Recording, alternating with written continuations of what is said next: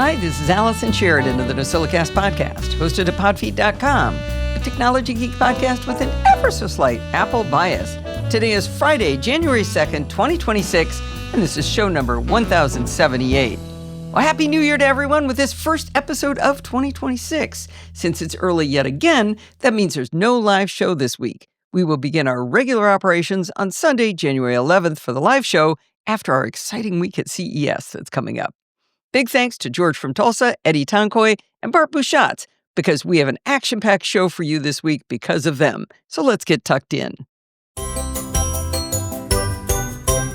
I am super excited about my latest video tutorial for ScreenCastsONLINE. In this tutorial, I first teach you how you can make little standalone applications from websites. They're called site-specific browsers, and they're valuable as an easy way to open a web service as though it's an app. And if done with the right tool, they can provide isolation for your data between apps. Now, Apple added a feature called Add to Dock a few years ago, which sort of provides this capability, but it fails if you ever need to go to two URLs of the same service. Think Google Docs and Google Sheets, for example. They can't be separated because the Add to Dock method doesn't know the difference. After demonstrating how Add to Dock falls down, I introduce you Night, a terrific app from BZG Apps that solves this problem and allows you to create site-specific browsers that don't leak data between them. It's great fun, and I loved working with the developer to bring you this tutorial. You can get a free 7-day trial of ScreenCastsONLINE and watch this tutorial and all of the current back catalog at ScreenCastsOnline.com. At the link in the show notes, you can watch a little preview teaser video of this tutorial. Hi, George from Tulsa, phoning in from Christmases past. It must have been 20 years ago, maybe more, that I converted my friend Gary to Mac. This Christmas, his wife gave him a new Mini to replace his long obsolete iMac. As I put together a list for them of my current favorite Mac desktop peripherals, it put me in a nostalgic mood for the good old days when Allison's NosillaCast was all Macs all the time. Regardless of what Mac you're running, you need to protect it from power surges. This one's really hard to explain since our office building has whole building surge protection. But the wild storms and flaky power lines in Oklahoma have destroyed any number of uninterruptible power supplies. With one exception, they seem to have given their lives to save our computers and the 3 Synologies in our office. But I got tired of the smell of burnt UPS electronics, lost work, and replacement hassle and expense. After a lot of research into whether it is a good idea or not, I decided to put good surge protectors in front of our UPS backups. Since doing that, we've not lost a single UPS nor lost work to the power glitches that still happen. I chose the 4-outlet Triplite Isobar 46D rated at 3,330 joules, currently $77.16 on Amazon. If you're running a laptop with built-in battery, a good surge protector like the Triplite may be all you need. If you're running a Mac desktop, you'll want an uninterruptible power supply. I had been buying 1500-volt models, but thanks to the extremely low power draw of Apple Silicon, I was able to replace the large ones blown up by our storms with much smaller units in the 650-volt range. You'll want to evaluate the draw of your computer and monitor before deciding on how much capacity you need. We have a mix of CyberPower and APCs, but have lately bought mostly CyberPowers. Way back in June 2023, I told how my daughter had improved my life by gifting me a really inexpensive big print backlit keyboard.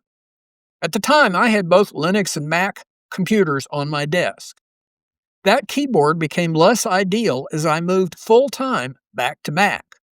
But I got her money's worth as I used it enough that the keycap printing started to wear off. I still use mine with my Linux computers, but found a much better Mac-Alley Mac-specific backlit big print wired keyboard, currently $60 at Amazon. For my 2 coworkers who don't need the large keycaps, I selected the Mac-Alley USB wired keyboards that also function as handy USB hubs. If you do buy one, Be aware there's a limit to how much power they can pass through from a Silicon Max USB port. Also about $60 at Amazon. So far, there's no sign of keycap degradation on the 5 Macauleys we're using. In February 2024, I told about buying a 45-inch curved LG ultra-wide monitor and how it was helping me cope with vision problems. Which it did on Linux until I moved back to Mac full-time. The LG's aspect ratio is 21:9, and it just didn't work with my Mac OS display. The biggest monitor Apple sells is the 32-inch 6K Pro Display XDR. Its aspect ratio is 16:9, which has been industry standard since around 2012. With non-reflective nanotexture glass and the optional mind you, $999 stand, it lists at $6,998.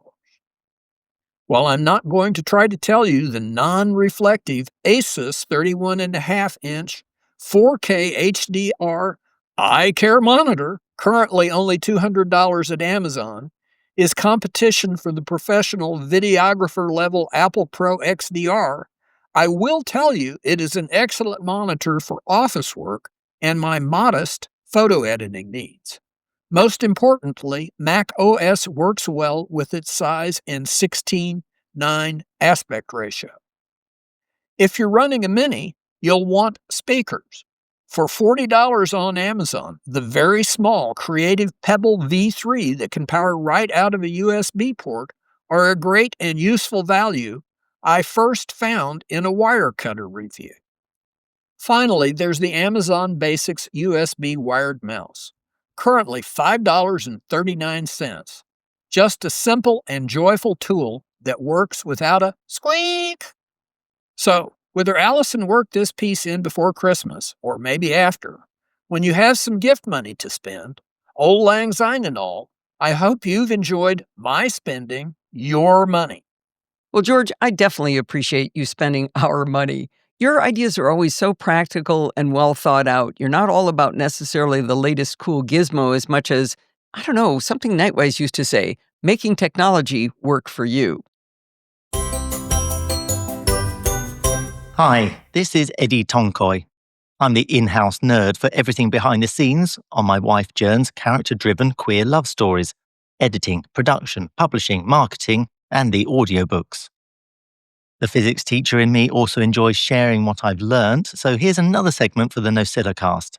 Last time, I introduced my pipeline, including the rationale behind my narrative analysis toolkit, Etna. This time, I'll be looking at the more subjective part, starting with grammar. So what is the problem with grammar? Unlike syntax and spelling, grammar is a fairly subjective rule set, especially in a fiction novel.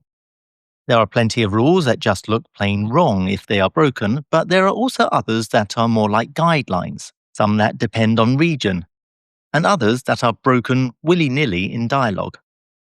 Last time, I said that one of my requirements was I wanted to remember my custom words, custom phrases, and things I have chosen to ignore within a single book. This is one of the reasons why I didn't want to go with Grammarly or other solutions that offered some control but not enough, or at least not on the free tier. Not that I blame them. Instead, I came across LanguageTool via OpenOffice and a conversation with ChatGPT. LanguageTool started life back in 2003 as a university project by Daniel Neighbor and has since grown into a widely used open-source grammar and style checker. At its heart, it's a rule-based, language-independent engine designed to support many languages, especially those that don't have extensive commercial tools, and it's now maintained by a community of volunteer contributors. There's no tie yet, though, by the looks of it. In recent years, it's added optional cloud-based AI-powered checks, but the core engine remains free, offline capable, and fully customizable. That combination, transparent rules, strong grammar coverage, and the ability to run my own local server and tweak what it flags, makes it a perfect fit for building a bespoke fiction editing pipeline. So let's look at my LanguageTool pipeline. LanguageTool starts by segmenting the text into sentences and tokens, which means that it breaks the text following a stringent set of rules into words and phrases. It is then able to tag these into parts of speech, POS, for example, identifying verbs, nouns, adjectives, etc. It's also able to group things by knowing that children is the plural form of child, for example. Now, with sentences abstracted away into parts of speech, rather than worrying about what the words are, it can run its extensive suite of rules on the sentence or phrase to see if it breaks any rules.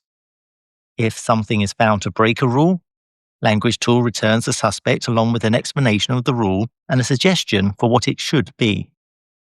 Depending on the mistake, the wording used could be forceful, sentences must, or gentle, you might have meant. LanguageTool can be run through a server with a CLI, a command line interface, and that lets me set it up to use with my Python scripts. At a high level, the process is: install Java so you can run LanguageTool on your machine. Download the LanguageTool package that includes the server jar. Start the local HTTP server on a chosen port. I use 8081. Confirm it's responding by hitting one of its test endpoints in a browser or with a simple request. Point your Python script at that local server and run checks using the English GB rule set. Then shut down the server cleanly on exit. So that's LanguageTool, and it runs beautifully by itself. But I've added some extra suppressions and house rules. Once LanguageTool is running, I add 2 layers on top to make it behave like a fiction editor rather than a school teacher. Suppressions keep the signal, drop the noise.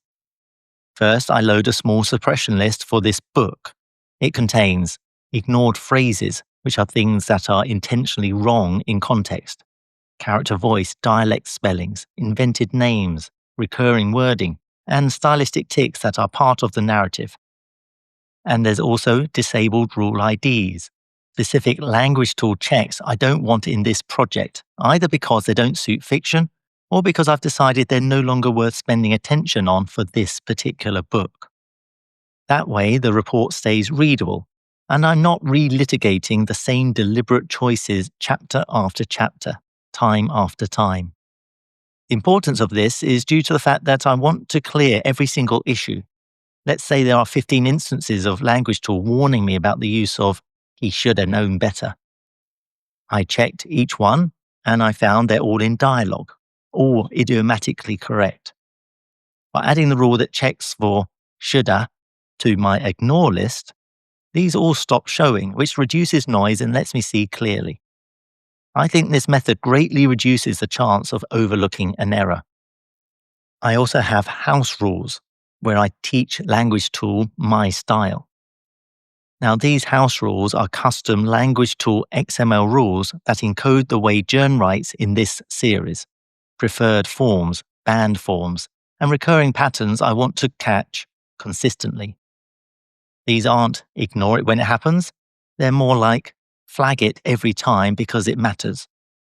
Put together, suppressions stop the tool wasting my time, and house rules turn it into a repeatable, book-specific style checker. One of my simplest and most important house rules is a British style preference. Use towards rather than toward. And more generally, prefer wards adverbs like backwards, downwards, inwards. LanguageTool will flag the shorter forms and suggest the S version. But the rule is smart enough not to fire when the word is acting like an adjective before a noun.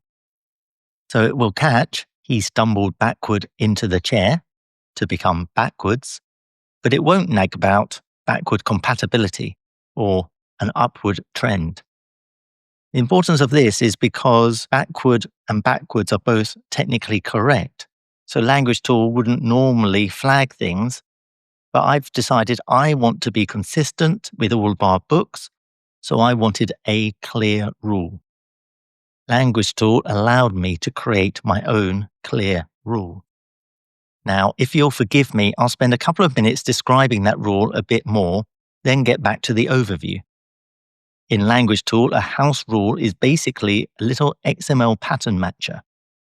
Each rule has a unique ID, so I can turn it on or off later, a human-readable name, and then a pattern made of one or more token elements.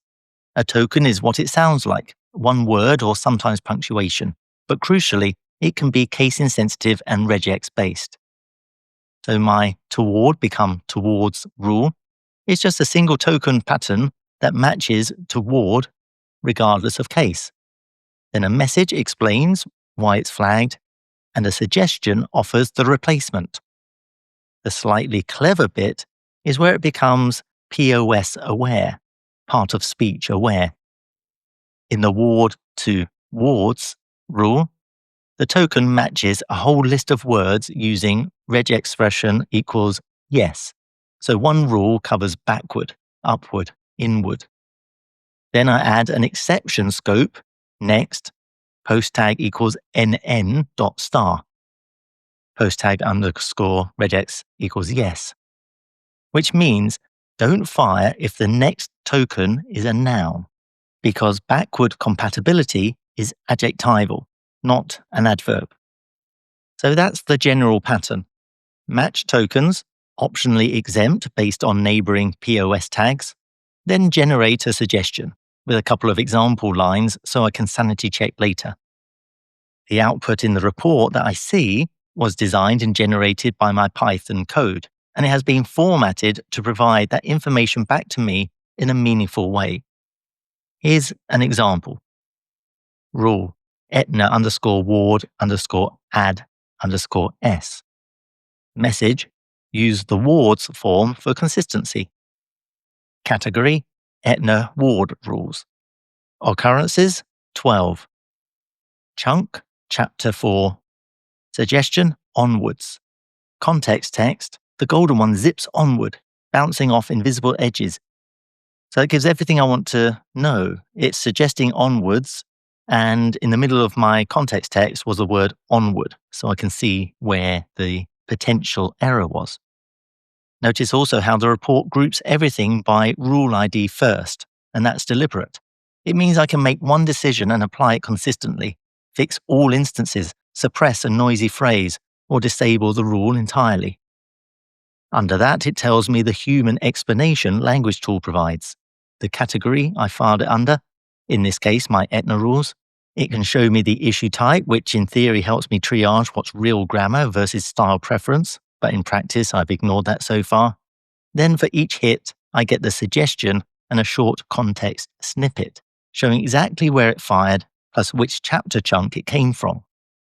That's enough to judge whether it's narration, dialogue, or a deliberate voice choice before I accept the change.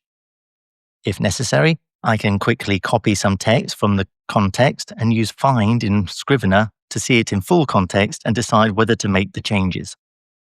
As I've said before, I will make all changes myself manually, and I never let the tool change the text. So, LanguageTool is an amazing piece of software that does superb grammar analysis. It handles higher-level issues such as grammar, homophone confusion, idiom errors, punctuation misuse, British versus American forms, and my custom direction rules, towards, etc. This has overlap with previous tools, but also does a whole lot more. LanguageTool is the closest thing to a human editor, but it's not perfect, and it can take quite some time to go through all of its suggestions, choosing which to take on board. That's why I implemented some of the previous checks, so that by the time I get to this script with LanguageTool, a lot of the low-hanging fruit has already been dealt with in a calm, systematic manner. I will run this script countless times over the process, picking things off bit by bit, starting with the certain mistakes, and leaving any style choices until the book has cleared Jern's final edit. This script's report always has the most entries and is always the last to be cleared, but it really does help me polish the novel. I have a few more small scripts still with specific tasks. One's for duplicate phrase drift. This Python script uses fuzzy matching to detect lines that should match exactly but don't. In Murder in Tregon Bay, there's a shop sign that recurs in the book. This script was able to tell me that the phrase written on it was incorrect in one instance. Please help yourself. Be back in 15 minutes. Versus, please help yourself. Back in 15 minutes. Again, it is using rapid fuzz, but with quite tight settings, including a fuzzy score greater than or equal to 95, so that we don't get swamped by false positives. I was so impressed when this actually worked. This is on my to-do list to find out what else rapid fuzz can do for me. Another one is simile and crutch word analysis. And this script gives me a 40,000-foot view of stylistic patterns to see if anything stands out. It does a few things that I thought might be useful, but I have yet to see if it will bring up anything of substance. It looks for like a noun, similes. So looking for over-reliance on like for similes. It looks for repeated head nouns, like a cat, like a ghost. So finding if the writing falls back on the same simile, though of course it cannot tell if this was intentional. It looks at crutch words, just, really, suddenly, just in case they repeat very often. And it has cliché detection, looking for clichés and counting how often they are used, which has been surprisingly little. Once again, the goal here is to offer insight into voice and habits without prescribing solutions. This and the next script were added as final additions when I asked ChatGPT if there was anything I could, or rather should, add to my pipeline without moving to AI. The last one is gesture and intensify repetition. This final script tracks habitual gestures and intensifies. So this is things like shrug, sigh, glance, stare, or slowly, gently, suddenly, or very, really, just. I've only just added this one and not really tried it yet. The idea is to see if these gestures or adverbs occur frequently and to flag them. So to recap, to provide consistent, customizable spelling and grammar checking for Journ's novels, I created a pipeline based around Python scripts that use regex, Hunspell, and LanguageTool to generate reports for different potential issues. This gives me confidence that I can work through a myriad of potential issues without missing any, and it allows me to customize on a per-book basis. Regex checks let me look for structural errors. Hunspell gives the power of custom dictionaries for each book. LanguageTool allows customized grammar checks. With these reports, I am able to choose what is an error and what was deliberate or just noise, and then manually make changes to either my custom rules or the manuscript. If you'd like to know more about how this works, or you have other solutions for these problems, please come over to podfeet.com/Slack, where you can find me and all the other lovely Nosilla castaways enjoying a chat. I've also started trying out Mastodon, where I'm at Eddie Tonkoy. To find out more about Journ's writing, you can head over to jerntonkoi.com, that's JERNTONKOI.com, which has detailed information about all her books, or follow her on Instagram, where she is at Tonkoi Books. You can also find out how I created that website on previous segments for the Nosillacast. Happy editing and happy reading. I love absolutely every single one of these episodes from Eddie, and I've been hearing from a lot of people that you do too. This one really intrigued me. The idea of LanguageTool allowing him to create his own grammar rules, that really intrigues me because I spent a lot of time fighting with Grammarly where it's saying, oh, well, you shouldn't say it like this. And I said, yeah, that's the way I say it. I like it that way. Stop arguing with me. It's really good at catching the double words and doing a lot of the other grammar problems, but there's times I just want to be able to override it. I want to take a look at LanguageTool and see if there's some way I can work it into my workflow. Not sure that'll work, but it's definitely worth taking a look at. I want to thank you again, Eddie, for doing all of this and constantly giving us these interesting ideas. And I'm so intrigued by how much you learn and how quickly you learn. Behind the scenes, to everyone else, I made Eddie a contributor to the blog so he can actually log into WordPress on my site and create his own articles there. And that saves me some time in doing conversions from Markdown and all that kind of thing. He had never used this before, and he was doing some things a different way that didn't quite work. And I told him about it, and instantly he figured it out. He's doing it right. And now it's just so easy. He writes the articles, he puts the images, or tells me where the images go, gives me all the information about it. I can upload those. I can run Grammarly to find the last couple of spelling problems. And it's just so easy working with him. I've enjoyed everything you've done so far, Eddie, and I know Eddie has more in his back pocket for later when things get tight again. Thank you so much for this. I know I've said thank you 100 times, but I love all of this. Over the holidays, folks were very generous in donating to support the show. Gracie, a lovely black lab in my neighborhood, went to podfeed.com/donate and bought me some coffees. In keeping with the animal theme, Mr. Ed followed suit. I thank all of the animal Nosilla castaways for their generosity. If your animal friends would like to be cool like Gracie and Mr. Ed, you know where to send them. That's podfeed.com/donate.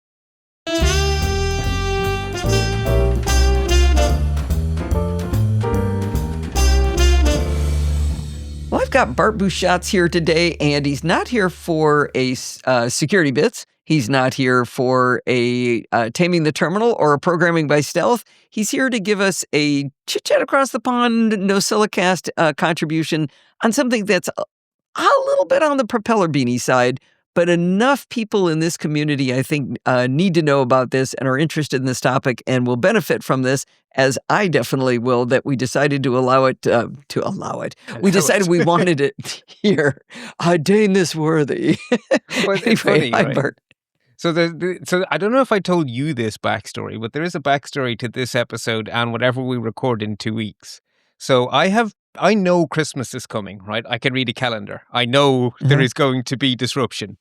So for about the last 6 months, every time you have said on the show, I don't understand ... and I do, I've made a note. And so you said about 8 weeks ago that you have no idea what Teg asked you to do with an SPF record on something or other. And I was like, okay, email validation, that's a topic. And it went on the list. Oh, I love it. I love it. This is great. Well, so we are going to be propeller beanie, but I'm going to tell you ahead of time that when you get to the end of the story, if you followed enough to know that you need to do this, then it's okay to just do what Bart says, to not necessarily, he's going to teach us what it means, but it's also okay to blindly follow his advice at the end. Is that okay, Bart? That is fair. And the way I'm going to say it is make it a sandwich of understandability. We're going to explain why you care. Then we're going to explain how it really works. And then we're going to go back to the simple, even if you don't understand why, but I hope you at least You probably have to understand why. a little bit of it. Yeah. Even if you don't understand the fine grain. Right. The actual advice is very simple. So we good, start simple good. and we end simple and we go deep. Actually, I'm saying this because I'm pretty sure I'm going to be lost in the middle. That's why but I'm this is why you're preambling. here, right? You remember, you're a Okay. proxy for the entire audience. It's not Okay, we'll see how bad I do. thing. So I have said quite a few times with my sort of security bits hat on that email is the crown jewels, right? Because email is the gateway into almost everything else. How do you reclaim access to an account? Oh, we'll send you a code by email. How do you reset your password? Oh, we'll send you a link by email, right? Email. And ultimately, to actually control your email, you need to control your domain. Because if you sign up to a free email from Cox and you change your ISP, you've lost your email address. And all of those accounts, you have to find them all and log in. Right, you move house and all of a sudden your email address changes because you've changed ISP.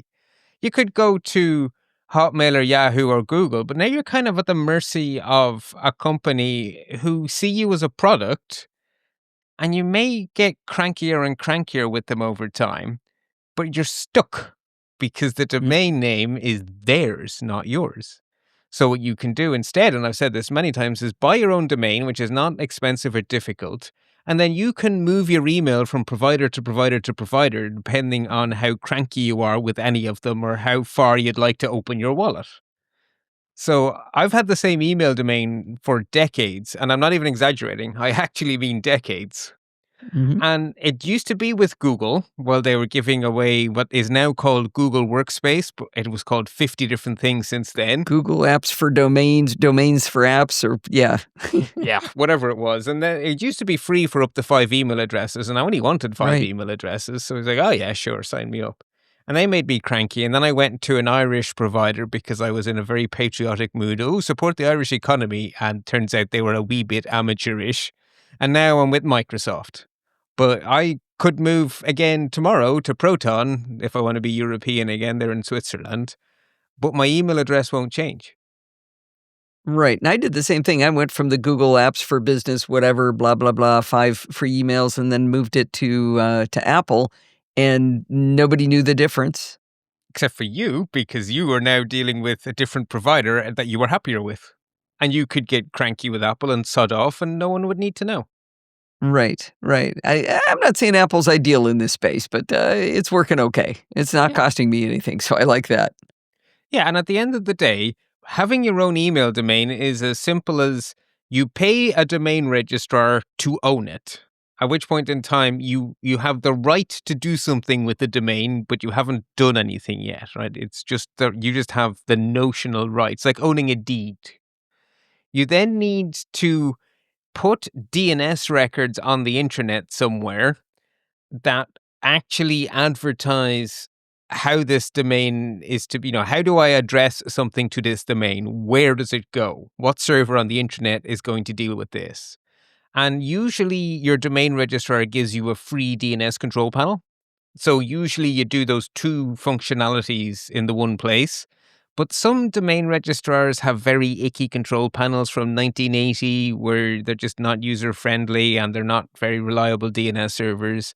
So neither myself nor Alison are using the DNS control panel from our registrar. Alison is with Cloudflare, who are like probably the best DNS in the world. And I'm with DigitalOcean, who have a really nice control panel and are pretty darn good. So Right. yeah. I'm a fan of DigitalOcean too, but Cloudflare's doing a lot of fun stuff for me. Yeah. And then you need to procure a mail server to handle your email. And when you do that, they will tell you, set these DNS records. And then you go to your control panel and you copy and paste whatever it is they told you to. And that will connect the name you own to the provider you have chosen to use. And if you change provider, you just change the DNS records. And that's it. So Not too bad. That's been good.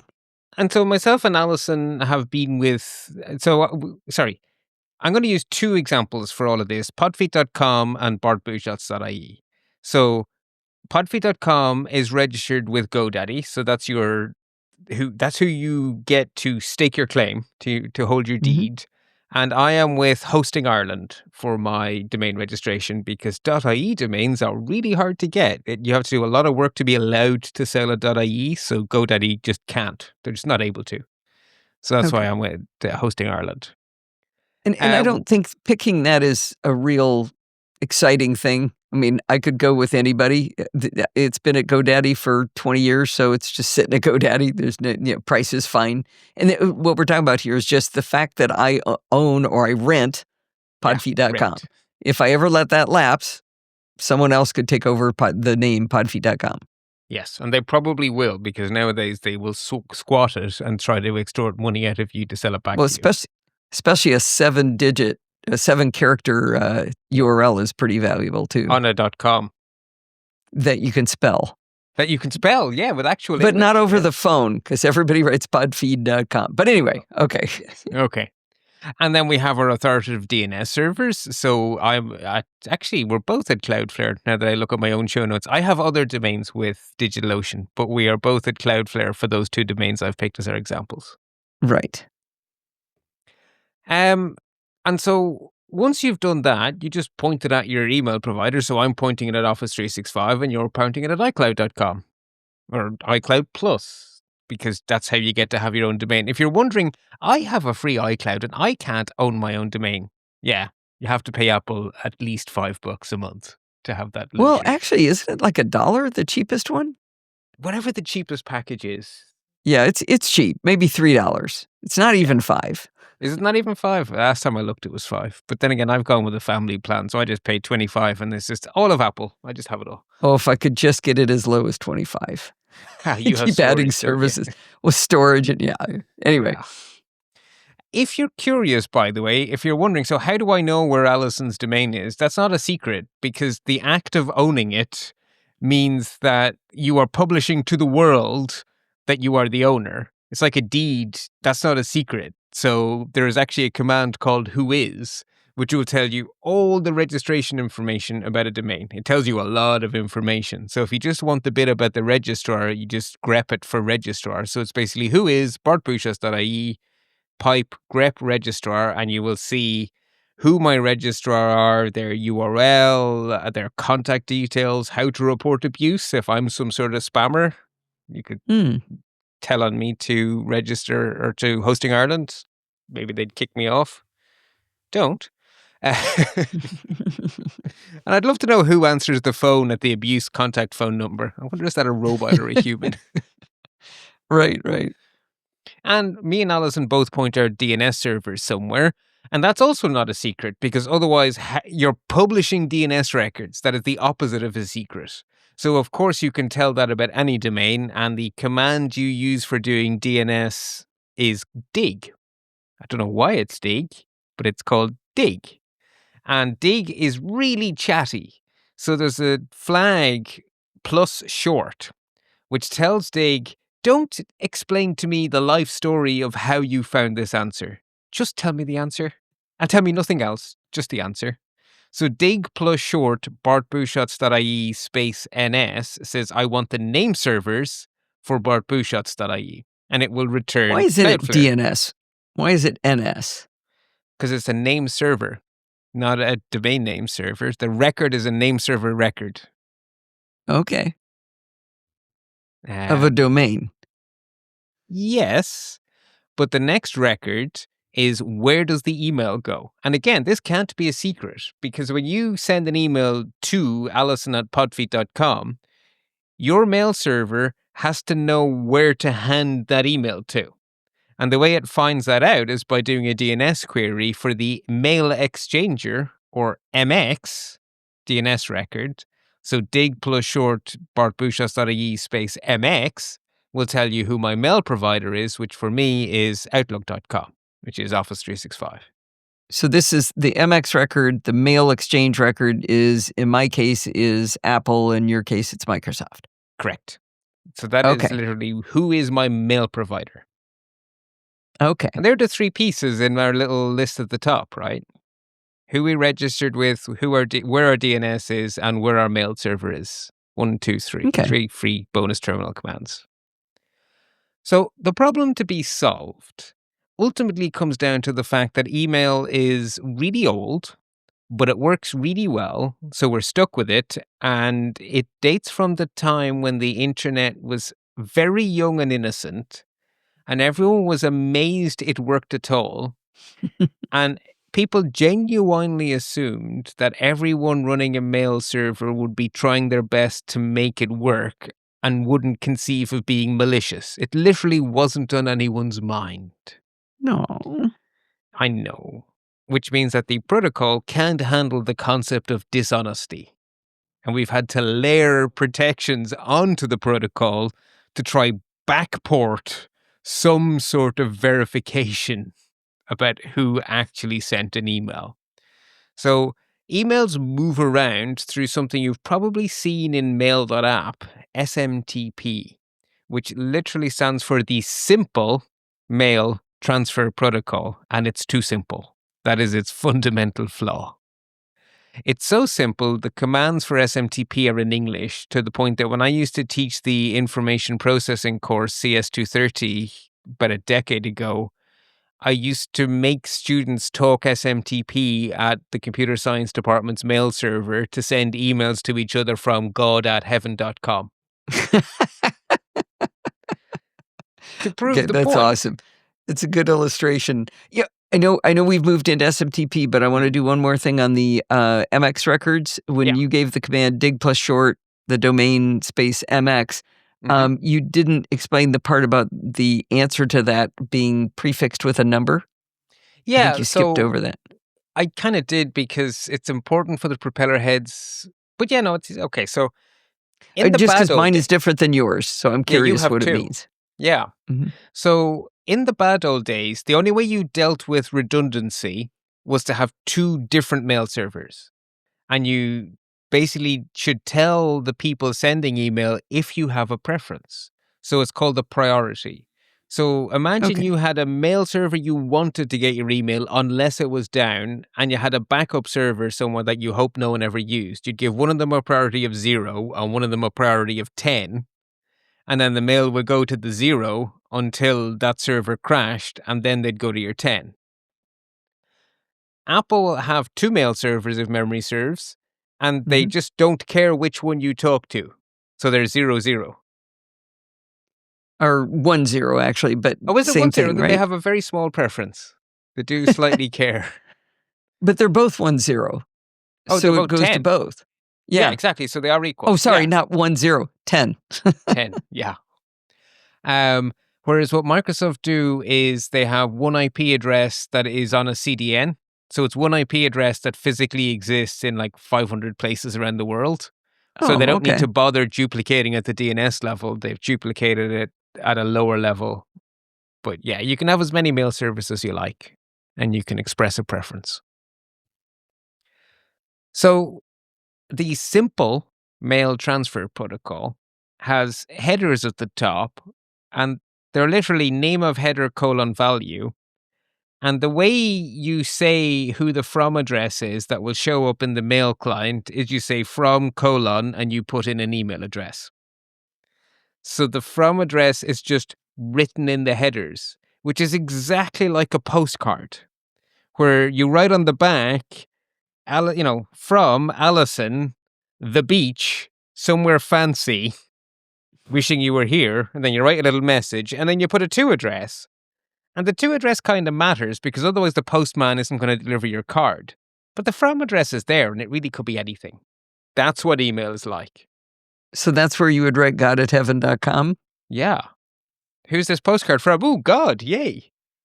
And until someone noticed that when you send out thousands of emails to advertise something, 1% of people will click on it, which happens surprisingly early. I've somewhere in the show notes it says the first time spam was observed on the internet, or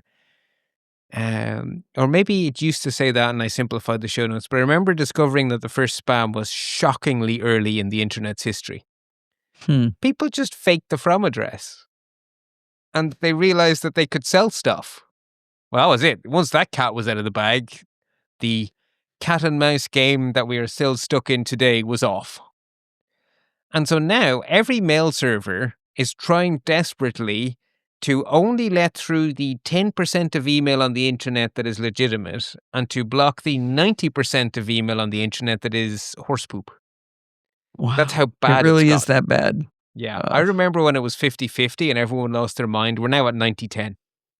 Like 90% of email floating around the internet is garbage. And AI just got here. And AI just got here, I know. So this means that mail servers are trying to get better at figuring out if an email that claims to be from alison@podfeet.com is actually from alison@podfeet.com. And that problem is called email sender verification, because you're trying to figure out, is this email really from the person it claims to be from, or from the domain it claims to be from? So this claims to be podfeet.com email. Is it actually from podfeet.com? And we couldn't add that into SMTP because SMTP just isn't capable of that. So everyone started inventing their own thing to try solve this problem. And one of the big players trying to solve this problem were a company that used to be the most important company on the whole internet, a wee place called Yahoo. They were the first to hit this and go, oh my God, we have to fix this. And so they invented the first attempt at solving this problem. Unfortunately, it didn't make it as far as a standards body. So other people also had to go. And I've called this chapter in the show notes, Why Have One Standard When You Can Have Three? Because that's what happened.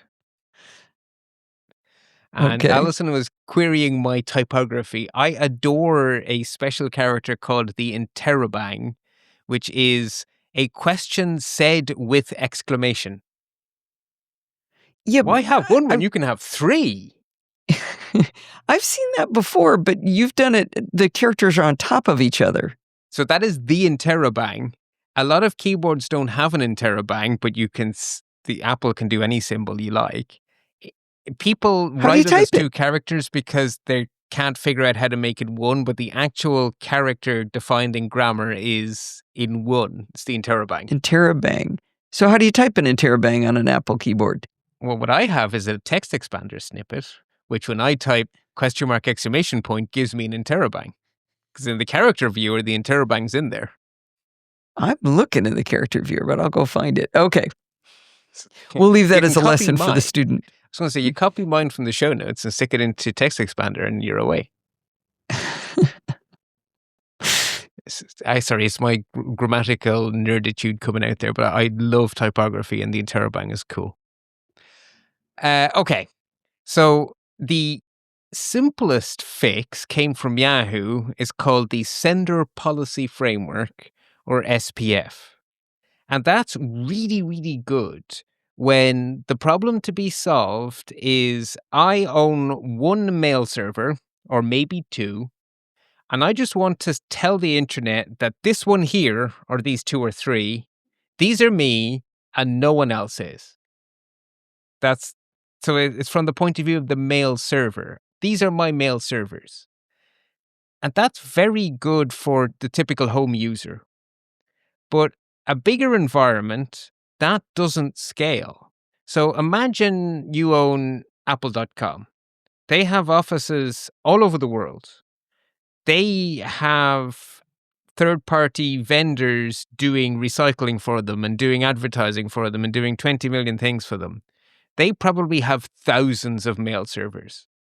You couldn't fit that in a DNS record because DNS records are only so big. The postcard would run out of space. So they need a different solution. And that's why we have a second standard called Domain Keys Identified Mail, which is DKIM. And DKIM uses one of our favorite technologies, digital signatures. What they do with DKIM is you digitally sign the email and you put your public key in your DNS. So if you get an email that's digitally signed and then you check the DNS for the public key, if the signature matches what's in the DNS, it's definitely from Apple or whoever. So that works at any scale because the 1 key could validate thousands of mail servers. So that's why we have the 2 standards. They solve different problems. Okay. But now you have 2 standards. They can disagree with each other because you might have 5 or 6 primary mail servers that you can easily cover in your SPF record. So you do. And then you outsource your advertising to SurveyMonkey, or not SurveyMonkey, the other ones. What's the one everyone loves for sending email? MailChimp. I knew there was monkeys involved. MailChimp. That's what I use. So if you use MailChimp's Pro packages, the from address can be your domain. It doesn't have to be from MailChimp. It can be from your domain. But now they're sending as you, but they're a cloud service. They have servers all over the planet. So they're going to use DKIM. So now some of your emails are SPF validated and other emails will fail SPF but will pass DKIM. What do? I'm a receiving mail server trying to find the 10% signal and the 90% noise, and I have a conflicting signal. Valid, not valid, but it's the same email. What do I do? So we decided the answer, in a very XKCD way, was, we make a third protocol. Layer it in front of them all to express our preference for the other 2 protocols. And that's why we got DMARC. Or the Domain-Based Message Authentication Reporting and Conformance Protocol. Reporting and conformance, okay. So you can explain to us what these 3 things are, then. I am. But that's just kind of the overview of why we have 3. Yeah.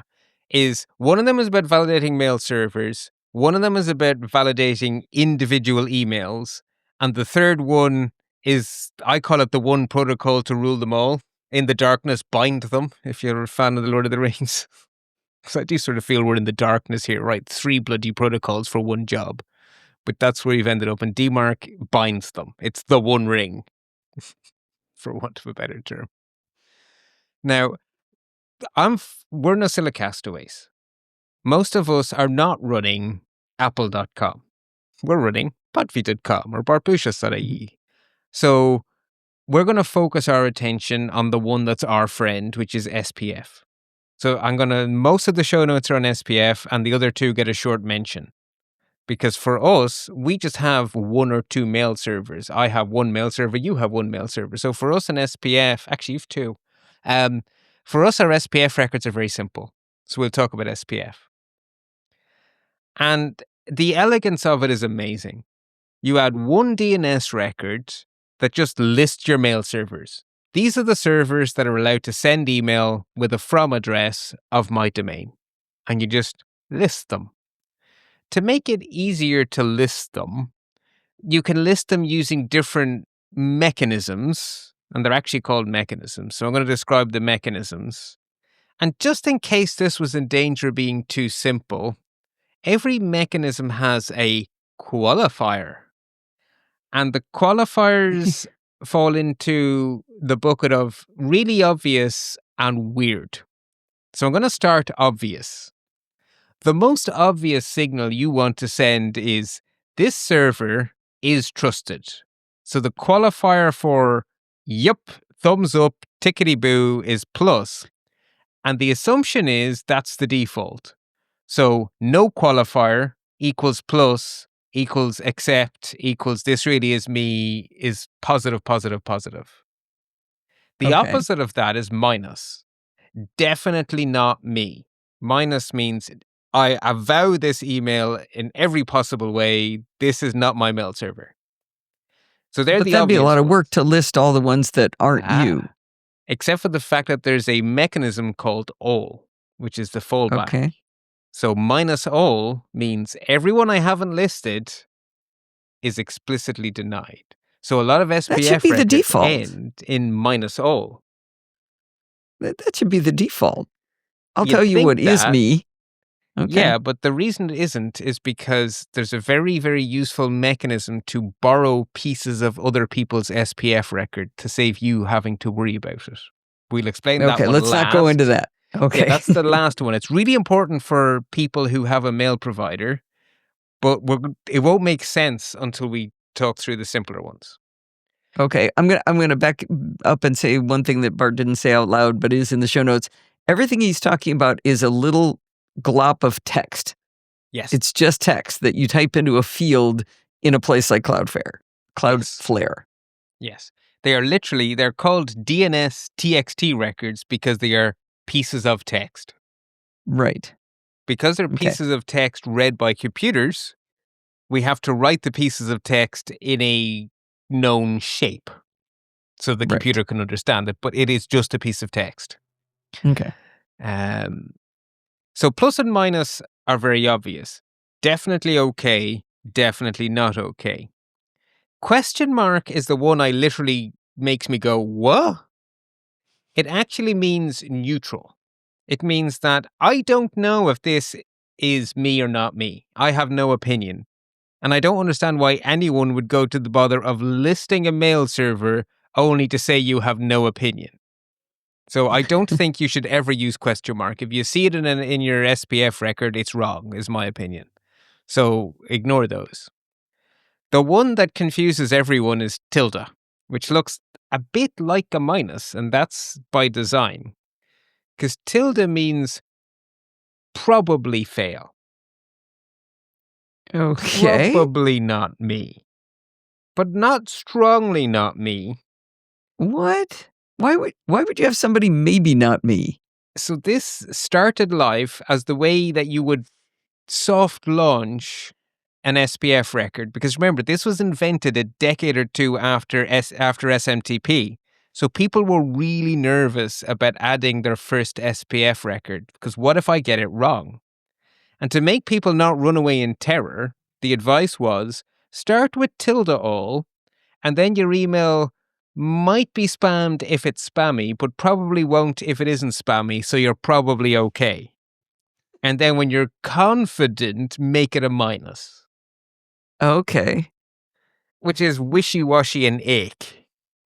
Yeah, the first time through the show notes, I didn't notice that I wasn't close enough to the screen, I guess, to notice he was typing a tilde and a minus. But now I kind of get it. Like minus means nope, not that. And tilde is like, it's approximately not that. It's approximately not that. Now, the bit in bold, so the simple takeaway after all of this yakking, your SPF record should end with minus all. Everyone so I'm gonna listening to tell the it sound what's of my good. voice, minus all. Okay.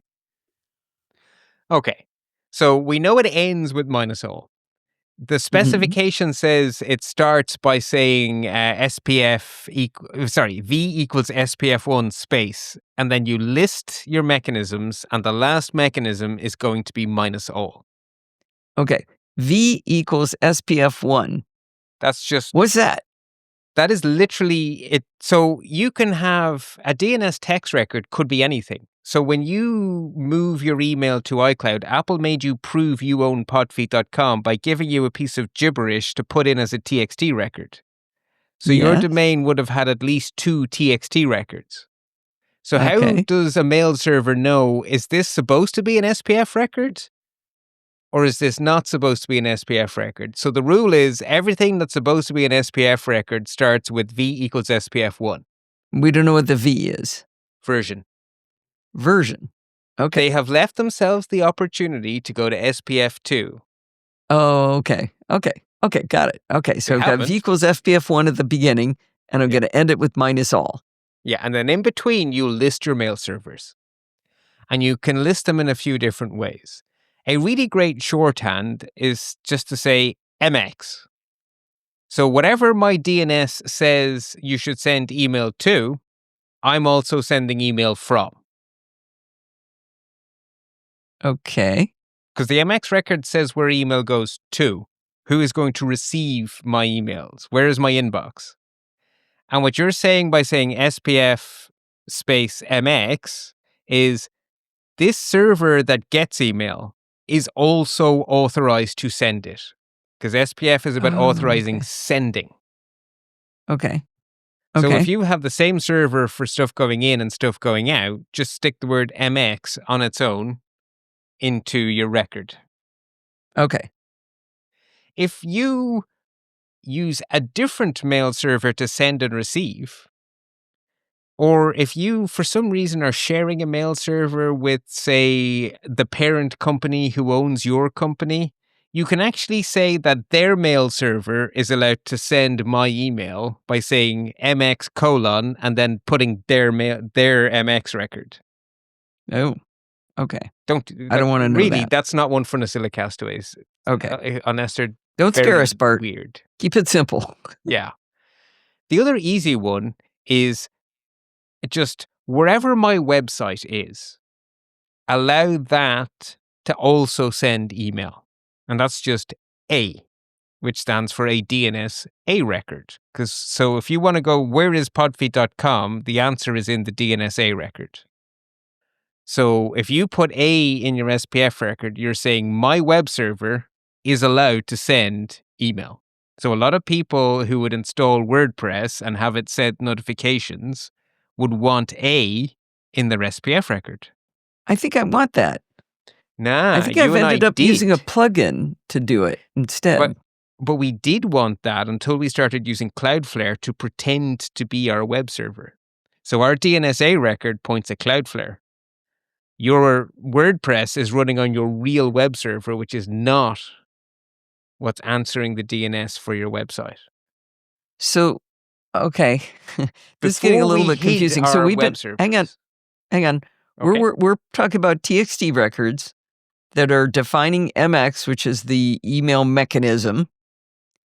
And you're talking about an A record. That's not a TXT record. Okay. No, back up a sec. The TXT record is listing all of the different things you want to authorize to send email. And one of the ways to authorize without hard coding is to say, whatever my MX record is, that's allowed to send email. So you just put the words MX to say, whatever my MX record is allowed to send email. If you just put the word A, you're saying, whatever my A record is also allowed to send email. And you're saying you can put that A right in this same V equals SPF1 MX record thing. Yeah. So you specify all the mechanisms you want. So space, you could have space MX, space A, space whatever. You just keep Okay. listing servers. But how, now say again what you said about Cloudflare's doing it. Okay. So if you say V equals SPF1 space A, you are saying whatever server the DNS says is my website is allowed to send email. You and I are intentionally lying. We are saying that our web server is Cloudflare. Cloudflare is not our web server. Cloudflare is sitting in front of our web server, protecting our web server. Your web server is sitting in DigitalOcean. It's not Cloudflare. So your A record is a lie. Okay.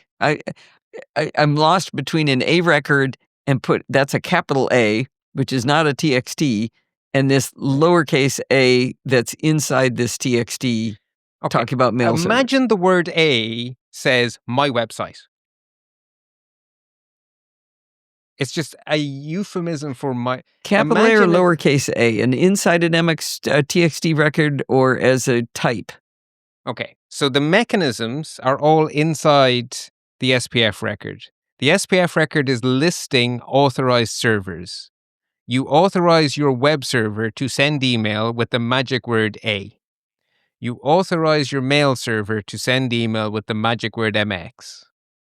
Pretend it's my mail server and my web server. It's just that to make things short, they said MX means my mail server. A means my web server. Okay. I don't know how my mail server's sending mail in, but I think we need to keep going. Oh no, we will find out. I will make that make sense. I promise you that will make sense. Good. The other thing you can do is say whatever that DNS record is, that one's allowed to send email. You just say DNS : and you just put a name, which just means that whatever name you put, that's allowed to send email. Okay. Now we get to things that don't have names. What if I want to say that this server that doesn't have a name is allowed to send email? I can use its IP address. IP4 : the IP address of my server. That IP address is now authorized to send email. Ah, I've done that. Yes, you have. There we go. And now we've connected the dot. So your A record is telling the world that the web server is Cloudflare. Cloudflare is not where your WordPress is. Your WordPress is on your server. Therefore, for your WordPress to send email, the IP address of your server has to be in your SPF record, which is why you have an SPF record that says IP4 : and your server's IP address. Okay. Cool. There we go. It's promised you. Only had to go 2 lines down to know what you were talking about. Got it. Okay. And then the last one is a wonderful convenience. So Apple have a massive infrastructure. Imagine they made us change our SPF record every time they changed their infrastructure. How insane would you be? Include : lets you point at another SPF record and say, take that SPF record and include it inside mine. Basically, import it. And so that's why yours says include : iCloud.com. So whatever Apple's SPF record is today is effectively sucked into your SPF record with that include line. Did it mess people up when Apple changed from Mac.com to me.com to iCloud.com? It probably would have if people were already using SPF back then. Okay, but it might have been far enough back that that didn't happen. I also wouldn't be shocked if you queried me.com and it still had an SPF record that said include iCloud.com. Oh, so if you include me.com that includes iCloud.com, you'd still get there. Oh, okay. And then one note, in case you think Apple are being silly, if you check the MX record, the SPF record for iCloud.com, it does not end in -all. It ends in tilde-all. And that's not Apple doing it wrong. When you include a record, you don't want to say -all because that will beat whatever the person typed at the end of their own SPF record. That's really rude. If you publish an SPF record for the purpose of being included, you never end in a stronger answer than tilde all, because that puts the owner of the domain in charge, because -all always wins. So if Apple have tilde all and you have tilde all wins, and your choice becomes real. And if you put -all and Apple have tilde, your choice wins because your choice is minus. So Apple are being polite. They're not being silly. Ah, Just in case anyone thinks, Bart said always end in -all. Yeah, but you're not publishing a record for other people. You're publishing a record for you. So you ended right. in Okay. -all. Okay, that was the last bit of confusion. And you've also saved me the trouble of explaining the Cloudflare thing by asking me the question above, so that's a whole other lot of paragraphs we can skip right over. Now, Great. all of this is much easier with actual examples. So let's look at the SPF record for my website, or bartbusschots.ie, because it's easier. I have decided that I am done with WordPress notifying people about things. In fact, I'm done with WordPress. I just haven't finished kicking it off my server because that involves time, and that's what January is for. So my SPF record does not allow my web server to send email. My SPF record basically says Microsoft and no one. V equals SPF1 space include spf.protection.outlook.com -all. So basically, Microsoft or bust.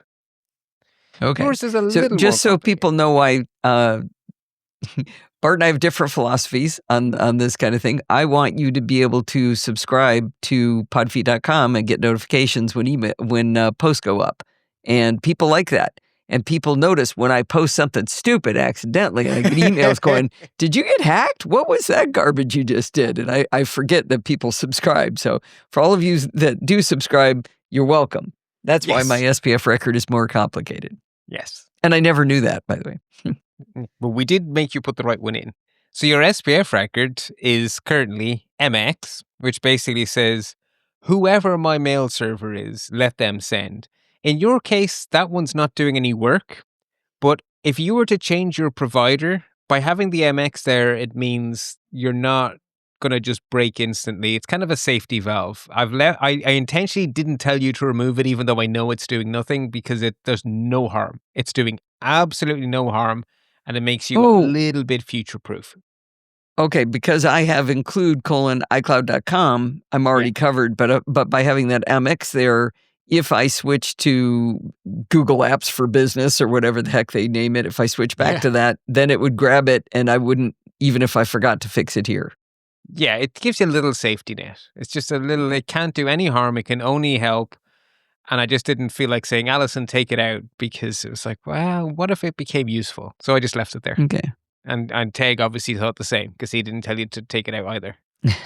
So V equals SPF1, MX, grabs whatever's in my MX record is my mail server, and then IP4 : and my IP address, and include :iCloud.com.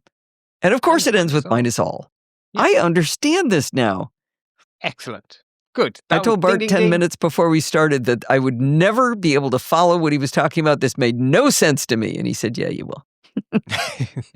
And this is what you actually said. Teg told me to put this SPF record in, and I did it, and I don't understand it. And that's what I took a mental note of. So I'm really happy to hear you say that, because that was the point of this whole exercise. Oh, good. If you're curious, how do I look up someone's SPF record? Well, the dig command plus short, name of domain, txt, because you want a text record. Oh, that pipe should have the word grep after it. I forgot the grep. You should be grepping. I'll put it in. Thank you. V equals SPF. And that will So for the non-super nerds here, what he just said was take this command, send it through grep, which is basically means search, and search for V equals SPF. Yeah. And in your case, I think if you take the grep off and just do the txt record, you have more than one txt record, which proves why the V equals SPF thing was invented. I'm pretty sure I remember your domain having more than one txt record. Wait, if I take what out of there? So if you just say dig plus short podfeet.com txt and no more. Okay. All right, let's see. Yeah, apple-domain equals blah, blah, blah, blah, blah. Yeah. So that's how you prove to Apple that you own podfeet.com, because otherwise they would never have let you add it to iCloud. Oh. That's the glop you were talked about. That's Okay. the glop I was talking about. And you could hypothetically have lots of records. If you were an organization that outsourced 5 or 6 different things to 5 or 6 different cloud vendors, you might have 5 or 6 TXT records. So to make your SPF record recognizable, you have this rule that it has to start with V equals SPF. Okay. Okay, now the next section I've called shallow diving into domain key identified mail. To set the expectation here, if you think, oh, Bart's going to teach me how to set up DKIM. No, he's not. But I'm going to explain what it does so you can recognize it when a cloud vendor tells you to, because that's how it's going to work. So digital key, public-private keys, managing keys is work. If you run your own mail server and you want to do DKIM, it's work. It's effort. But software as a service companies like MailChimp or SurveyMonkey, that's their job. They're going to do that work because their job is to deliver email reliably, so they can handle the key rotation. And what they're going to do is say to you, the customer, set this up so that DKIM works. So I'm going to explain how you interpret that thing they've told you to do, but I'm not going to tell you how to do their job. Okay. Right? Because trust me, I looked into it. I briefly toyed with running my own mail server instead of paying anyone, and then I ran away. And I know these things now. So we've seen that SPF is all about specifying the servers that can send email. But in a cloud environment where you offer software as a service that could be hosted by Amazon today and by AWS or by Azure tomorrow and by Google Cloud Services the next day, you could never maintain an SPF record. And so what all of these cloud providers do with their software as a service is they digitally sign every single individual email. So you're validating not the server, the email. Okay. Right? So SPF just says that server is trusted. That server can send whatever it wants. DKIM is one email at a time. This one's real. This one's real. This one's real. But it could come from anywhere. So the flexibility is huge. But it's more work. Yeah. I'm really glad I don't have to know about this one. Yeah. So the way it works is that the provider invents a private key and never tells you what it is, because that's what private means. And they give you the public key. And that public key has to be published to the world, or this can't work. And the way you publish it to the world is by adding it to your DNS. And there's like a special name. And because you could have 5 or 6 providers, it can't be one name. It's a name inside a subdomain. So it's actually a special subdomain which could have arbitrarily many records inside the subdomain. And the subdomain is _domain key. So something._domain key.podfeet.com or something._domain key.bartbusschots.ie. So it's the _domain key is the magic sauce here. And you give the key a name, and then that is going to be a text record with the value of the public key as a bunch of hexadecimal glop. Right? It's going to be a big load of glop that is the key. And the email is going to have a header that says, my DKIM key has the name whatever and comes from podfeet.com. So anyone can reconstruct that name. Name of key._domain key. Whatever domain it pretends to be. And that's how they know what key matches what email. So if you have SurveyMonkey and you have MailChimp, you're going to have 2 DNS records, but it doesn't matter because the email says which key should be used to check it. That's a public key. So only the owner of the private key could possibly have digitally signed the email, and that's how it hangs together. That proves authorship. Only the owner of the private key could have sent this email. The public key is in the domain for podfeet.com, so it must be real. Therefore, the email is really podfeet.com. That's a lot of stuff tied together. Yeah. But it's elegant, right? It's very powerful, but a lot of work. So the way this usually works is they tell you, set this CNAME record. So a CNAME is the DNS equivalent of a link. And what that's actually doing is you're pointing your DNS record at their DNS record. And what they do is that they rotate the keys every couple of weeks in case they leak, and they update their record, and all you have is a pointer. And so you never, ever, ever have to update your DNS, and they can rotate the keys, and they can upgrade the cryptography to a better cipher, whatever they want, and you never have to look at it again. They just tell you, set the CNAME record. And the CNAME will be some name._domain key.podfeet.com.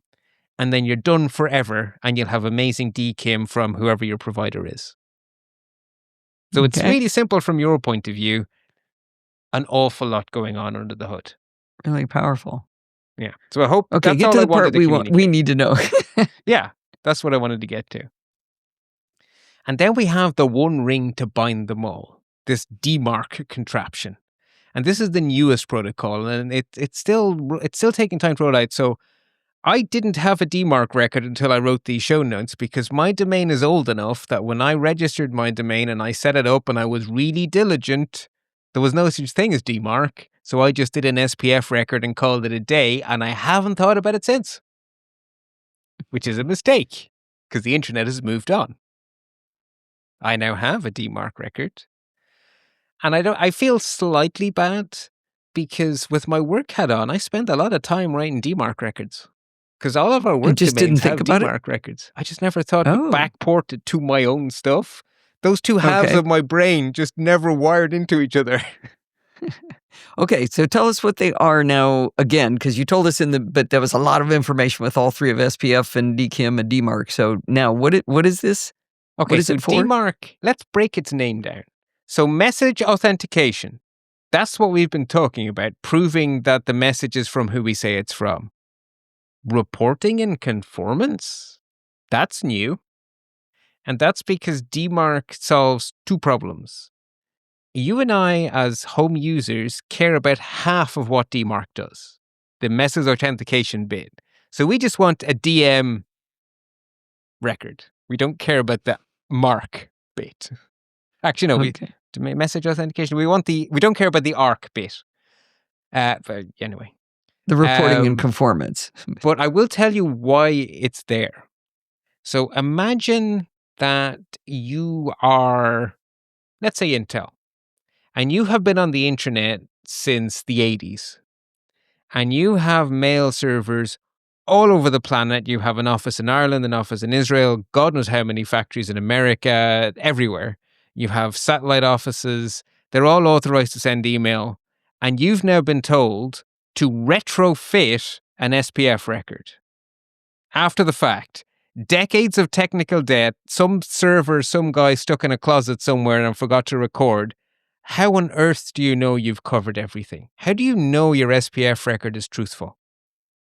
What you need is reporting. So DMARC lets you add a piece that says, "Dear receiving mail server, would you be so kind as to tell me what you see? Are you seeing email pretending to be from me that fails SPF or DKIM or both? And tell me. Report back to me what you saw." Is that saying, show me all the spam you've gotten? Show me everything you think might be spam.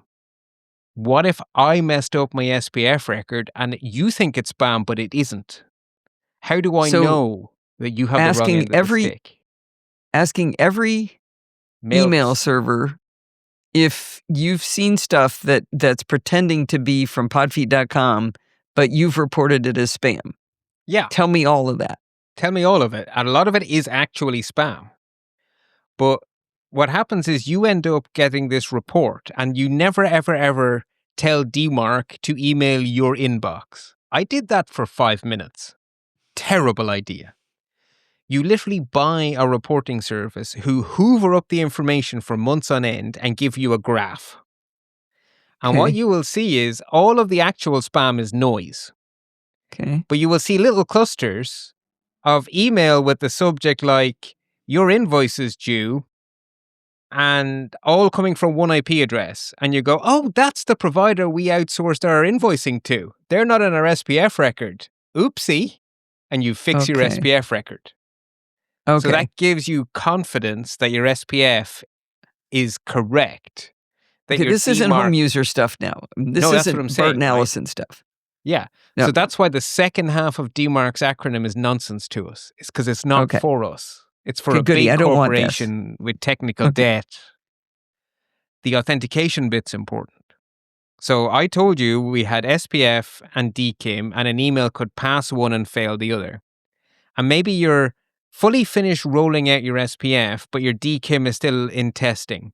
How do you tell a mail server, ignore the DKIM for now? Just report on it, but don't enforce it. But I'm really serious about that SPF record. If it fails that, I really do want you to throw the email away. But That's what. wait. Still, you still got to convince me that I need to do this. I thought we said that people like you and me don't need to do the DKIM dance. We don't. But we So why do I need to do DMARC to check DKIM if I'm not doing DKIM? Okay. So I've told you not to bother with DKIM. Do you know what that guarantees? Every single email of yours fails DKIM. All of them. Because we've never bothered setting it up and we're not going to. All of our emails fail DKIM. Okay. Our emails should pass SPF. And if they don't, they are spam. So we need to tell the mail server when they get a mixed signal, fail DKIM, pass SPF. What does that mean? We need to tell them, if you pass SPF, it's real. So it's a truth table. Yeah. Yeah. It's a way of setting a policy to say, I'm serious about this. I don't care if you fail that. Okay. Now, you can do this in a million ways, and the power of DMARC will make your head explode. You can read the spec if you like. I don't recommend it.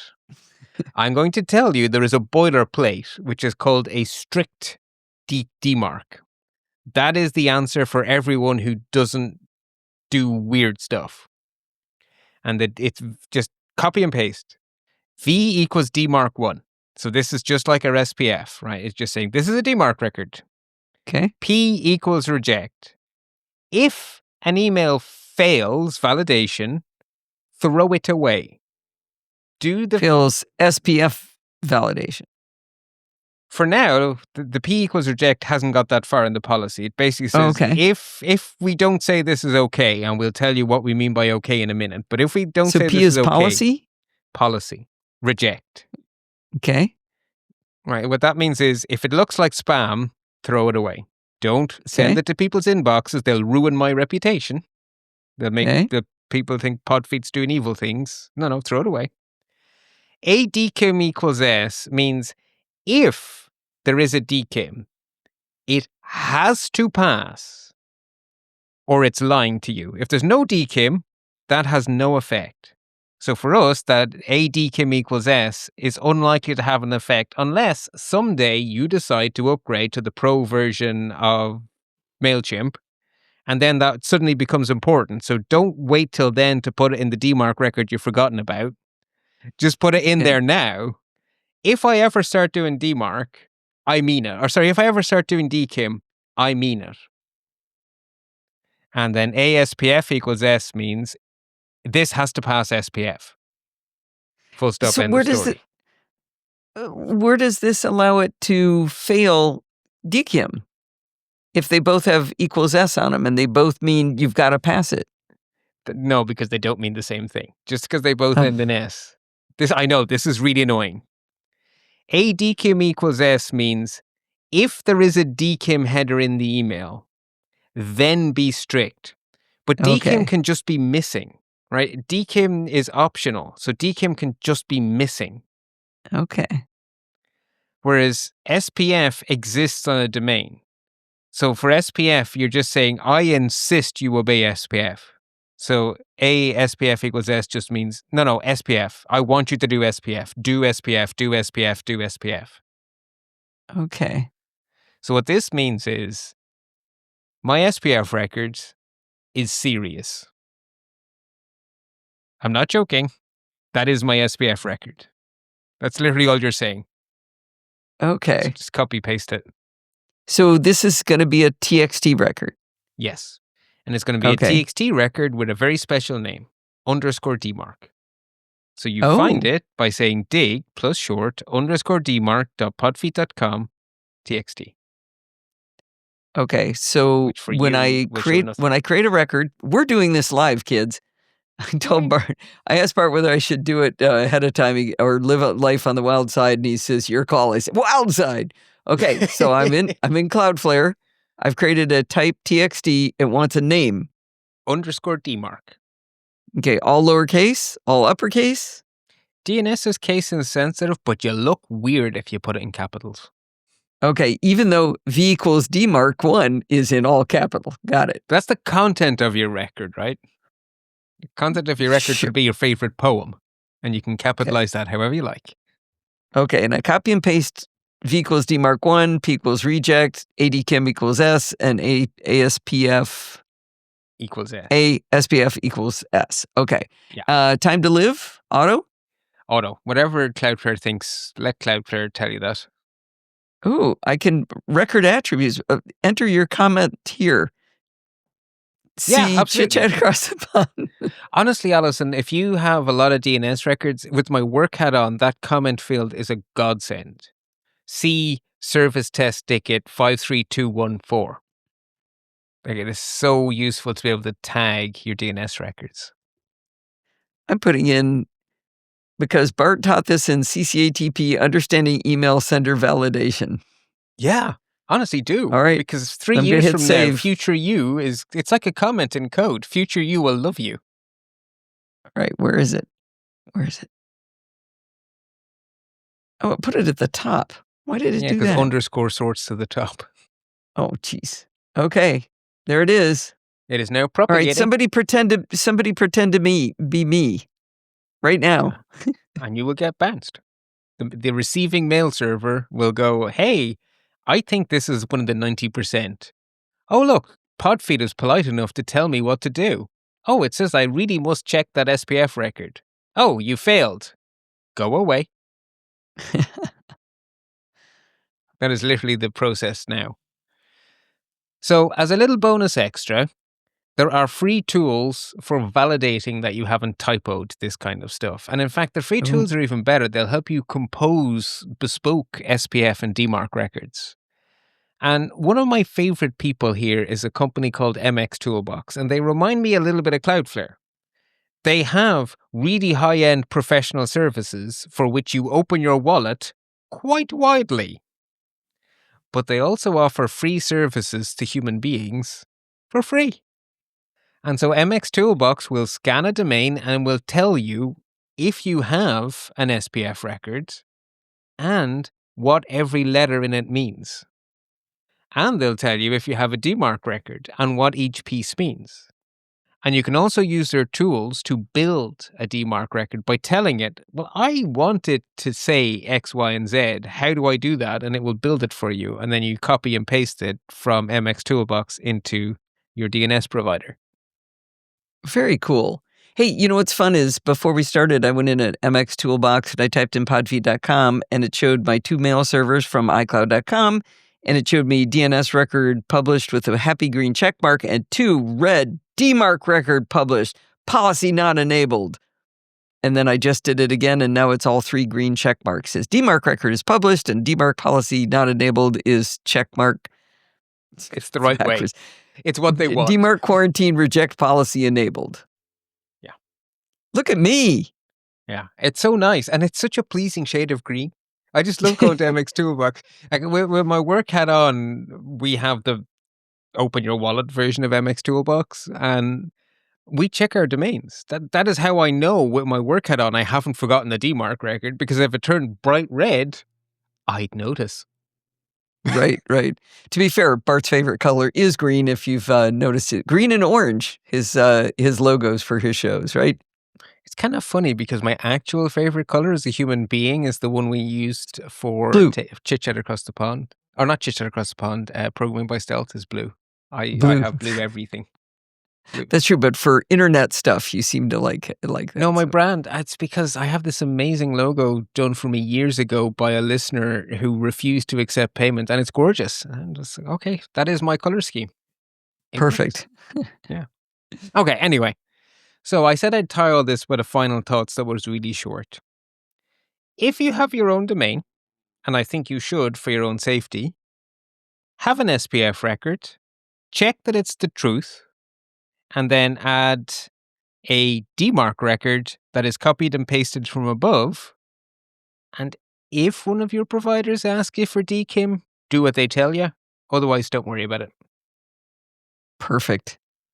This is fun. I like this because blindly following instructions is not really how I like to roll, but I've always looked at this going, okay, I'll just type in whatever Tagger Bart tells me to do. That's perfect fodder for an explainer, though, is when I have to tell you to trust me, and then I've made a mental note to explain it to you sometime. I hear barcode in the background pretty much. typing the note. All right. Well, this is fun, Bart. I really appreciate it, and I understood it, and I'm really, really seriously shocked. Yay!